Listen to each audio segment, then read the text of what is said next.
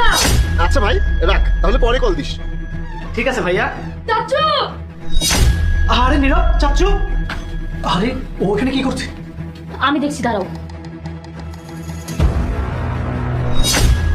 এই আপনার আমার ভাতিজার সাথে কি করছেন? আপনার ভাতিজার পায়ে সমস্যা না, তা আমি পায়ে ট্রিটমেন্ট করছি, তাই বলে কারেন্টের শক দিয়ে? আমার তো গোলমাল লাগছে ব্যাপারটা। আমি আমার ভাতিজাকে জিজ্ঞাসা করি। চাচ্চু বলো তো কি হয়েছে? চাচু আমাকে বাঁচাও। আরে নীরব বাবা, কি বলছো তুমি? তুমি কি সুস্থ হতে চাও না? ট্রিটমেন্ট কারেন্টের শক দেওয়া হয় নাকি? আপনারা তো সব বুঝবেন না, আপনি এখানে বসুন, আমি আপনাকে দেখাচ্ছি যে কিভাবে ট্রিটমেন্ট করছি। কোনো না কোনো গোলমাল তো অবশ্যই আছে, কারণ এভাবে কারেন্টের শক দিয়ে কোনো চিকিৎসা হতে পারে না।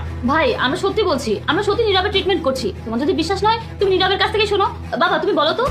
হ্যাঁ চাচু, ওরা আমার পায়ের ট্রিটমেন্ট করছে। এবার বিশ্বাস হলো তো? ভাই বলছি যে তুমি রান্নাঘরে গিয়ে একটু ডক্টরের জন্য চা নাস্তার ব্যবস্থা করো না প্লিজ, কারণ আমি তো এখানে ওনাকে সাহায্য করছি, আমি তো যেতে পারছি না। আচ্ছা ঠিক আছে, যাচ্ছি। এত গরম পানি, এত গরম পানি দিয়ে তো বাচ্চাদের চিকিৎসা হতে পারে না। এইটুকু বাচ্চার পায়ে এত গরম পানি দেওয়া হয়েছে, আবার কারেন্টের শক দেওয়া হচ্ছে। নীরব, চাচ্ছ আমাকে বলো তো তোমার কি হয়েছে? কোনো ভয় নেই। কি আর হবে? চাচু আমাকে বাঁচাও, আম্মুকে আমি এই ডাক্তারের সাথে দেখে ফেলেছিলাম, তাই আম্মু এভাবে আমার উপর অত্যাচার করছে। কি ভাবি, নীরব যা বলছে সব কি সত্য কথা বলছে? না না, মিথ্যা কথা বলছে নীরব। নীরব তুমি কি সুস্থ হতে চাও না? আমরা রাত দিন ধরে কত পরিশ্রম করি তোমাকে সুস্থ করার জন্য, আর তুমি আমাদেরকে মিথ্যা অপবাদ দিচ্ছ। না না চাচু, আমি মিথ্যা কথা বলবো কেন? আম্মু মিথ্যা কথা বলছে। আম্মু আর ডাক্তার মিলে আমাকে অনেক অত্যাচার করে, আমাকে অনেক কষ্ট দেয়।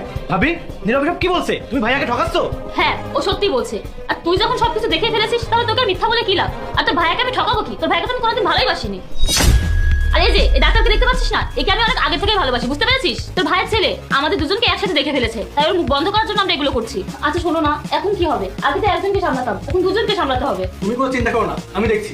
এই শোন, একটা কথা কান খুলে শুনে রাখ। তুই যদি তোর ভাইকে কোনো কিছু বলার চেষ্টা করেছিস, তোকে একদম দানে মেরে দেবো। তুই আমাকে চিনিস না, অপু আমাকে অনেক আগে থেকে ভালোবাসে। তোর ভাইয়ের সাথে বিয়ে হওয়ার আগে থেকে ও আমাকে ভালোবাসে। তখন আমি বেকার ছিলাম, তাই ওর বাবা মা আমার সাথে বিয়ে না দিয়ে তোর ভাইয়ের সাথে বিয়ে দিয়েছে, ওর টাকা পয়সা দেখে। আমি মাঝে মধ্যে তোর বাসায় আসতাম, ওর সাথে সময় কাটাতাম, কিন্তু এই বাচ্চা শয়তানটা আমাদেরকে দেখে ফেলেছে, আমাদেরকে বিরক্ত করে, তাই ওকে এইভাবে শাস্তি দিচ্ছি, বুঝতে পেরেছিস? তুই চুপ করে থাকলে তোর জন্য ভালো। কি ওদের এত বড় সাহস আমার ভাইয়ের গায়ে হাত তোলে? আমাকে তো এক্ষুনি বাড়িতে যেতে হবে।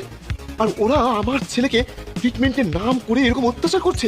হ্যাঁ, এরকম ট্রিটমেন্ট দিলে তো আমার ছেলে মারা যাবে। না না, আমাকে দেরি করলে হবে না, এক্ষুনি বাড়িতে যেতে হবে।